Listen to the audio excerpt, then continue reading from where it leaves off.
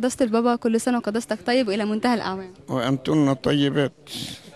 قداسة البابا، عايز أرجع مع قداستك لأبونا أنطونيوس السورياني سنة 54، وأسأل قداستك موقف مع أبونا أنطونيوس السورياني مش ممكن هو ينساه أبدا طول فترة الرهبنة. أنا في مرة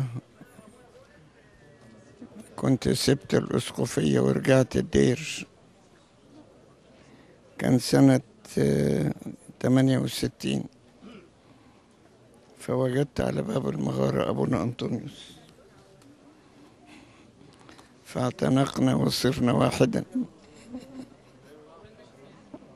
وافتكرت ما ورد في قصة فلك نوح، إن الحمامة إذ لم تجد موضعا لقدميها رجعت مرة أخرى إلى الفلك. نصيحة يقدمها قداسة البابا بمناسبة عيد رهبنة ال 55 لكل الآباء رهبان برية شهيد.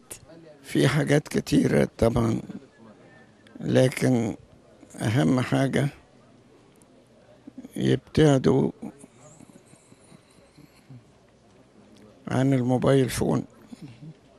لو استخدموا الموبايل فون في الدير كأنهم قاعدين في العالم، بيكلموا العالم والعالم بيكلموا، فلو قدروا يبتعدوا عن دي يبقوا كويسين. أحب القصايد إلى قداستك اللي كتبتها في المغارة هي إيه؟ قلبي الخفاق أضحى مضجعك، في حنايا الصدر أخفي موضعك،